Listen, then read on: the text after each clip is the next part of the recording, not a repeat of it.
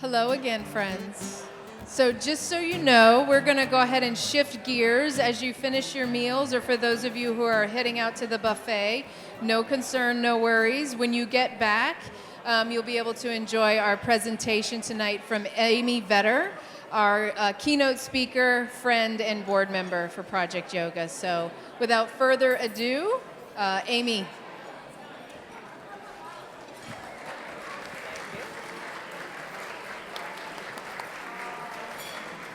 Can we give a big round of applause for our musician? Just doing such a beautiful job tonight. So I'm so happy to be with you tonight. This is more than another speaking engagement for me. This is a purpose-driven mission of how myself, my studio, Drishtik Yoga, support Project Yoga here in Cincinnati. And I'm just so honored to be asked to speak here this evening and talk about the book that I wrote about business balance and bliss, and how this really isn't just about yoga on the mat, but how do we take yoga into our lives, into our daily lives, so that we can find our own sense of purpose and our own sense of bliss. So what I want to do is start off tonight with a question to you, and we've got microphone runners out there this evening I really would love participation and hear from you. But to start off, where do you struggle with work-life balance in your daily lives? And anyone that would like to answer, raise your hand, and we've got our microphone runners here to come over to you. We need volunteers. Who would like to volunteer? Has everyone got work-life balance mastered? Okay. All right. Great. Can we... Not working too hard. There you go. Not working too hard. What else is a struggle for you? Boundaries. Time. I heard someone say boundaries. What else? Marriage? Absolutely. We're going to talk about that tonight as well. So when we talk about this topic, I want to just pivot the term work-life balance to kind of set us at a level stage. I've coined a term called work-life harmony. And the reason being is that work-life balance has become stressful. We feel like, do we have enough of it? Is it the right balance? We look at somebody else that seems like they have the right balance, and then we try to do what they do, instead of really deciding what is the right thing for us, and how do we connect back with our authentic self to make sure that we do this in the right way for our lives. I have a background in music, which I'm going to get to in a second, and the term harmony made a lot more sense to me. Because in our lives ebb and flow, and that's the way music works. Is that some days we have 5 minutes, and some days we have an hour. So rather than putting pressure on yourself of when to do it, what to do, it's more important what the quality of the activity is, and if it releases your brain from the daily stress that you have, that you can actually disconnect from what you do on a daily basis, so that you can be better connected to the people around you when you get back into the workplace or go back home, whatever you're doing. Now, my own story, actually, I grew up in Cincinnati. This is a picture of me playing with the Cincinnati Youth Symphony Orchestra when I was in high school. We have some Cincinnati Youth Symphony. All right. What'd you play? Nothing. Try to find me in that picture. So this is a concert that once a year the Cincinnati Youth Symphony does in conjunction with the Cincinnati Symphony Orchestra, so that you get the feeling of what it would be like to be a professional musician. I spent my growing up practicing and practicing every day, playing my viola, working really hard at this. When I was 16 years old, my mom lost her business. Our credit cards were maxed out, and everything changed the next day. So this future of going to be a musician actually went away very fast during the end of my high school career when I started working 3 jobs and was working to even bring food home so that we had what we needed in our family. Now, I tell you this because all of us have these stories, right, of what led us in the direction that we went in our lives. For me, I grew up with stories of my grandfather who was a CPA, and I knew that was a sound career, and I knew by becoming a CPA, I would not get myself into that situation again. So I made the decision to switch into that field, and I put my viola in the case once I went to college and didn't look back. And really, for most of my career, up until about when I hit this moment in my life, I just kept driving myself in the work that I did. I didn't look right or left. I didn't question the decisions I made. However, at the age of 32, I became partner in a CPA firm, which takes a lot of work to get to this position. It was what I really wanted until I got it. And then, that day that I was supposed to be celebrating about becoming a CPA firm partner, I actually went to my therapist and really questioned why wasn't I as happy as I thought I would be. At this same time in my life, I had just had my second son, who is here tonight helping with the microphone. He was 14 now, so I'm aged. From that pregnancy, I got very sick from the pregnancy. And I wasn't allowed to do my normal workouts that I'd always done. The only thing I was allowed to do was yoga. So my type A personality, who had rejected yoga for most of my time of exercise, said, okay, I'm going to try it. Well, this is really where the pivot started in my life, because that was the first time I was forced to be silent, to listen to what was going on in my body, to have those thoughts come up where you can't escape it. For all of us that are yogis or that bring yoga into people's lives, it takes a lot of courage to get on that mat every day, because we have to face that internal work that's going on inside of us. So when these things happen in our life, we often stop and think, do we need to quit everything we're doing? Do we need to just stop? But instead, what I'm going to tell you today is to not quit anything. Is that instead, think about how you pivot.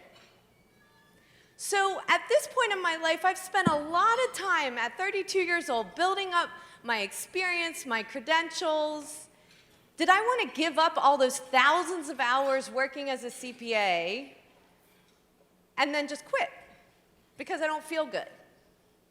So what's harder is to actually pause in those moments in our life, to do the work and the assessment. And at that time, like I told you, I was going to a therapist, and I went to my therapist and I said, I feel awful, please give me drugs. I've heard that you can get drugs to help you with this. And he said, no, you need to work through it. And that is what our balance activities, whether it's yoga or anything else that you do that relieves stress for you, helps us to work through what's going on internally for us. And that's what Project Yoga does for all of these kids and other underserved populations, is that we allow people to pause and be still and actually work internally to find what is our next step? How do we pivot? Now, when we go on this journey, what's really important is we start segregating what are our beliefs versus our purpose. When we go through life, a lot of times there's lots of these messages going on in our brain that someone else put there. It's what people might have said to us. It's what people told us we were capable of. And we start believing that's the truth about ourselves because we don't necessarily take the time to decipher it. But when we step back and actually align with our purpose, what is our personal purpose? Why do we do what we do? That changes our life when we can start identifying that. We spend time on our business goals, our business plans, everything that we want to do with our careers and our lives. But a lot of times we don't step back and actually decide what is our personal purpose. And when we define that bigger why, any decision we make in our life, in our careers, we align it back to that personal purpose, and it helps us to give us a roadmap to go forward. So when you begin this pivot, we have to step back and think about what is it that makes us us, and how do we bring that into our lives so that we feel more fulfilled. Now, I've created a methodology because I am an accountant. It's a formula, but it's business plus balance equals bliss. And the reason I created this formula is so that it's easy to kind of trigger in your head. But the business situations are whatever stressful situations you have in your life that you might have at work, you might have at home, whatever that is, we let life happen to us instead of controlling our life many times. So the balance is how do we step back and pause, find those activities that will help us respond better so that we can create bliss. And in yoga, for those that are yogis, we talk about bliss, which is really the maintenance of happiness. It's that we exist. It's that we are aware of our soul. So how do we maintain that in our life? How do we bring that from our balance activities into our workday? Well, first we have to go through our own period of self-discovery and find those things that relieve that stress for us. Maybe it's yoga. Maybe it's volunteering for Project Yoga. Maybe it's other activities. It does not have to be exercise. It can be if you like to take pictures, if you like to knit, whatever, when time just disappears. It does not have to be a heart-pounding exercise to get that relief. I know I love to make Spotify playlists. Time can just disappear as I'm sifting through the music and putting those together. It doesn't have to be this well-defined thing. So I'm going to ask you, and raise your hands. First thing that comes to your head, when you were a child, what brought you happiness? Where time just disappeared? What did you say? Dirt. Yes. What else? Swinging. Puppies. Love it. Over here. Nature. What else? Playing music. Dancing. Now, you notice with all of these things, no one said exercise. And how do you take these things that we left behind in our childhood and bring them back in your adult life, that play, that delight, so that you can feel that feeling again and where time can just disappear? And there's ways you can still bring that into your life again. And it doesn't mean maybe you were a professional dancer or like me, I practice viola a lot. And let me tell you, playing viola as an adult does not sound the same when you're not practicing every day. So there's other ways to get involved with music, and there's other ways to get involved with these activities that still just being around it feel good. So what this leads when we're talking about our beliefs versus our purpose is many of our beliefs are, I'm right-brained or I'm left-brained. Somebody put that there. They said you can't sing. They said you can't play a sport, and you believed it. And then you live your life saying those things. Instead of putting yourself out there and just going through the learning process, and who cares if you're perfect at it? The truth about your brain is you are not right-brained or left-brained. You need both sides of your brain to function. So if you are doing any creative activity, you need your left brain in order to do that. But how this applies back at work is when I actually allow my brain to release and allow that stress to go, I'm actually better at work because I'm more innovative. I'm working on my executive thinking skills. I'm also stopping myself from saying to a younger staff person that comes to me with this great idea, no, we've always done it that way. So how can we change that paradigm and really tap into that beginner's mind? When we were children, we took in so many different stimulus, so many things we were learning every single day, and we didn't know if we were going to be good at math versus science versus art. We had to go through it, so we had to be open to it. What happens to us as adults? We go try yoga for the first time and hate it. No one makes us go back. You have no parent there telling you, you must go back and try again. There's no way in one time will you know if you are good enough at it or like it. Because no one can be the best at one time of doing something. But the thing about this is, it's so important that we push ourselves to make a new habit for ourselves and to learn. The problem for us is we don't like when we're not the expert when we're an adult. We become experts in different fields, but then we don't like it when we don't know or when we're not perfect at something. And how come we have to be perfect at everything? Why can't we just be okay? But we love doing it. So how do we change that paradigm? Well, first is we learn in yoga, for those of you that are going through yoga or that you are a part of the Project Yoga organizations that we're bringing this to you, we learn how to be present. So I had a coworker that his brother died when his brother was 47. And I went to the funeral with him, with my coworker, to support him.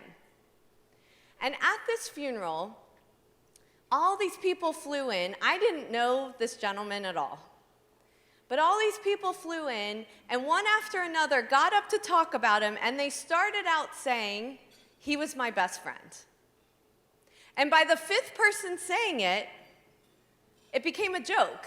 Because it was like, oh, well, I thought he was my best friend, but he was apparently your best friend. But the through line through the funeral was they all thought he was their best friend because he was present. Someone said he never wore a watch, but he was always on time, and somehow he always knew when to leave. We get so distracted by all of this technology, even in yoga. So I teach yoga. How many people come in with their Apple Watches at the same time? Why can't we just be present for an hour? Why can't we put that down? And the important thing is we learn that so that when we are in a meeting with someone at work or with a customer or with a family member or a friend, we're not saying to them, hold on a second, let me check my email real quick. Hold on a second, I just need to get that phone call real quick. Because whether we intend to or not, how do we make that other person feel? We're making them feel like they're unimportant, and we don't even intend to do that.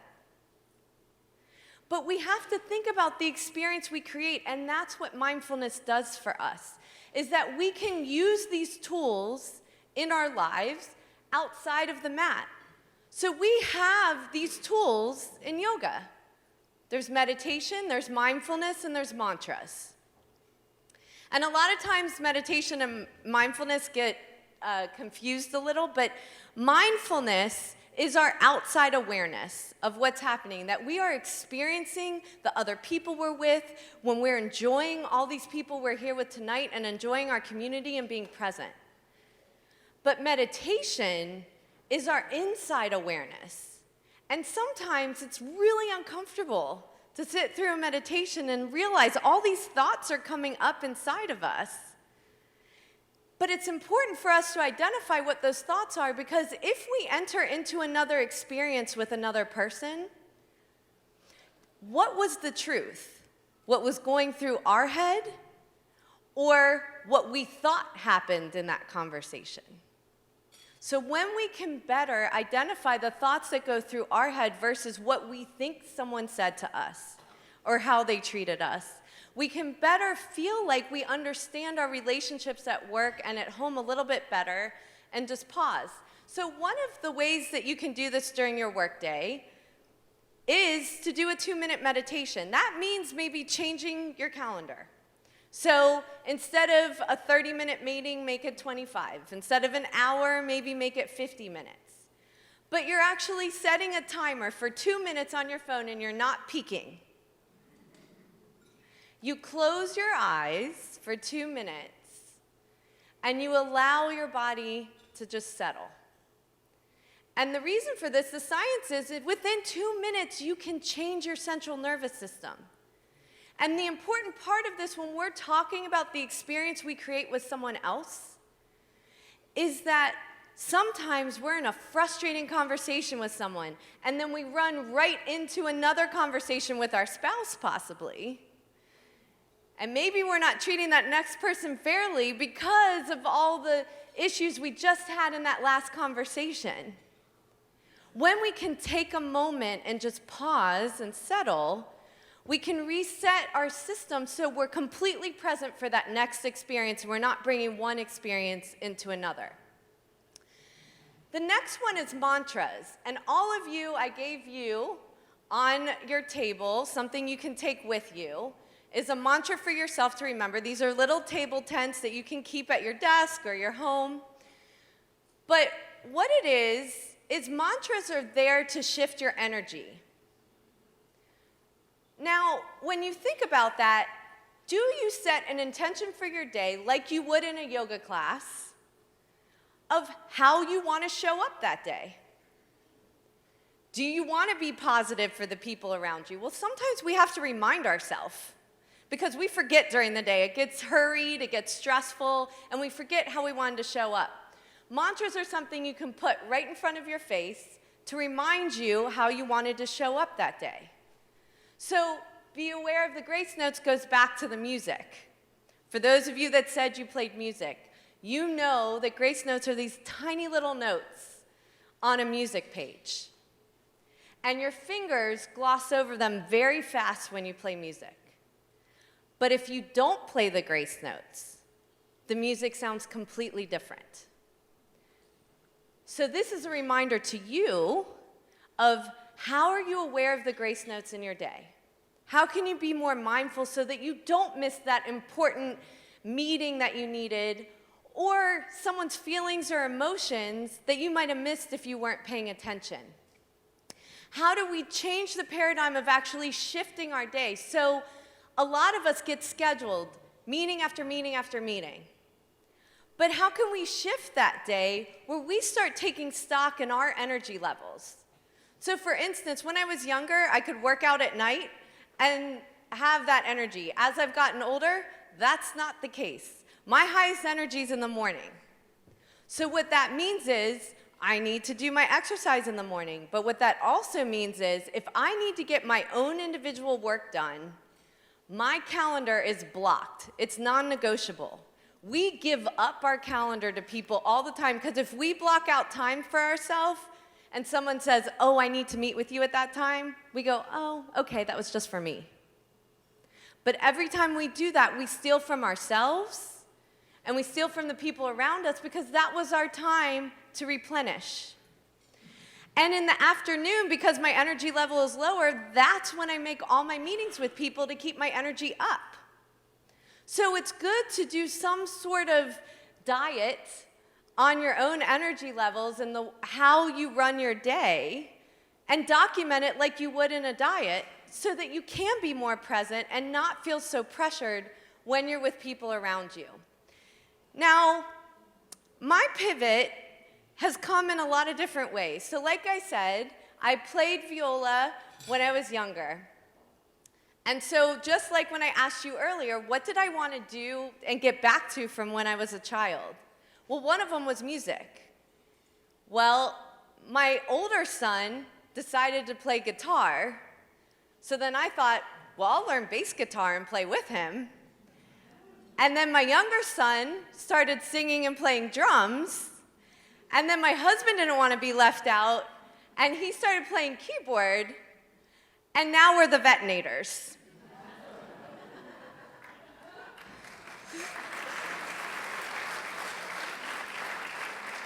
Now, this was not pre-planned.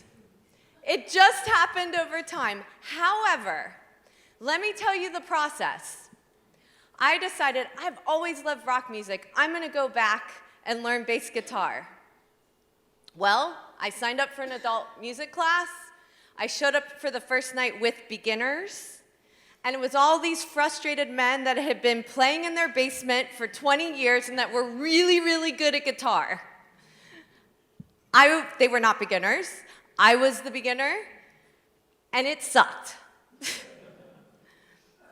But I had to push myself because at the end of the day, I had to remember what was my goal. My goal was I wanted to play music again. And I wanted to play rock music. I don't care if I'm the perfect bass guitar player. If I get to play Whole Lotta Rosie with my kids, I did what I wanted to do. So we have to shift that thinking so that we don't actually have to be perfect. And this is how we apply the B3 method in real life. What do we take from our mat into the world? When I started yoga and the teacher said, inhale and exhale, I was like, I don't get that. I'm not going to do that. And then one day, I noticed I was starting to inhale and exhale. I was like, wow, this feels really good. Well, how do I take that into my life? So when I'm stressed out at work and you feel like your teeth are gritting, I was like, I need to breathe. I need to take a moment and do an inhale and an exhale before I respond. This is really important when we think about the intentions we set in a yoga practice. Do you set an intention for your regular day of what you want the outcome of that to be so that you can look back and say, I was true to my intention for the day? So it takes 30 days to create a habit. And it's important that we set time on our calendar and we don't give it up. That if we want to try something new, that we spend 5-10 minutes every day blocking that time out and trying it. And we make ourselves go back the next day. So the first day you might say, didn't love it. Tomorrow, this is how I'm going to do it differently. And the next day, you set your intention again and say, you know what, I liked this a little better today. This I need to work on tomorrow. Be your own parent and keep yourself going. So all of you have a piece of paper in the middle. You can split it up. They're pads of paper. Everyone just take one piece of paper. And if you have a pen, please take it out of your purse, share.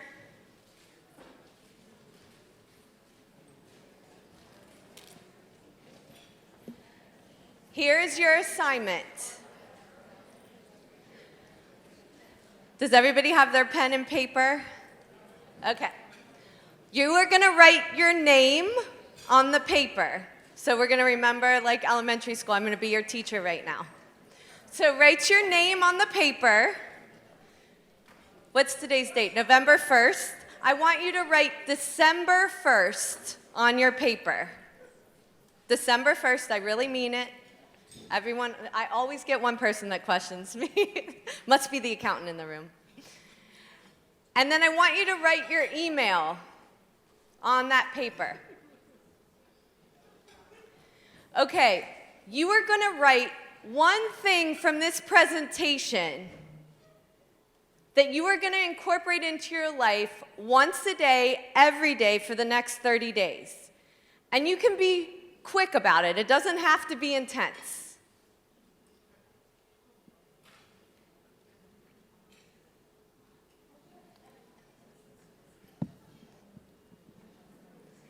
And when you're finished, I want you to ball up that paper into a rock. So scrunch it up. Make it messy.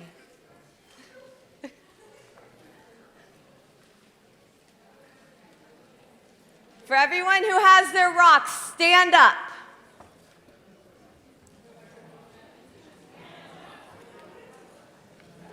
And I want you all to face each other.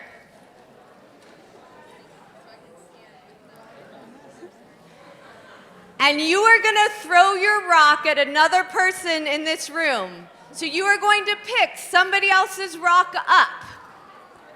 Throw it. Pretend you're baseball players. Once you've thrown your rock, sit down. If you don't have a rock, pick it up from the ground.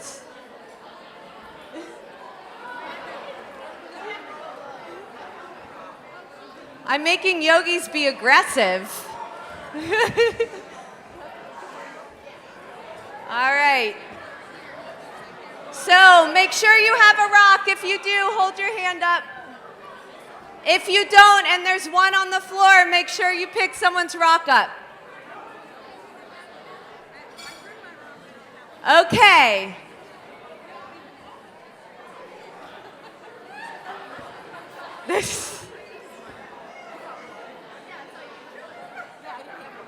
All right, are you ready for your next assignment? All right, hand goes up, mouth goes shut, throat chakras. Okay. So this is your accountability partner. On December 1st, you are going to email that person that you picked up their rock and keep them accountable for doing this for the next 30 days.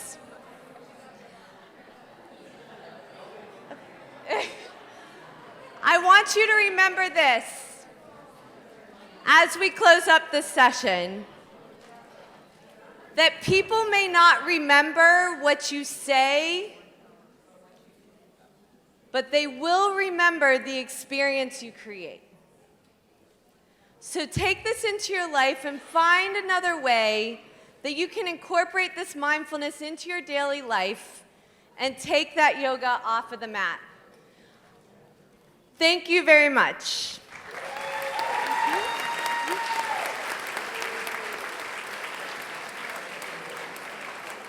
So I have a couple of announcements.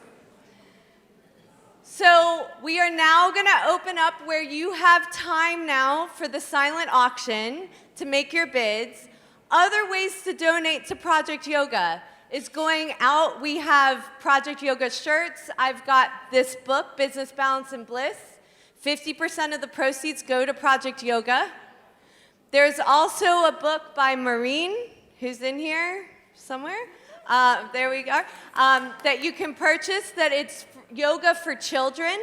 So if you're looking to run yoga classes, this is a great book for you to have as well. And we have lots of other ways for you to donate through the text messaging too. So we want to thank you for coming out tonight. This means so much to all of us that have worked hard to make this event happen. And I hope that you will start your B3 journey. Thank you very much.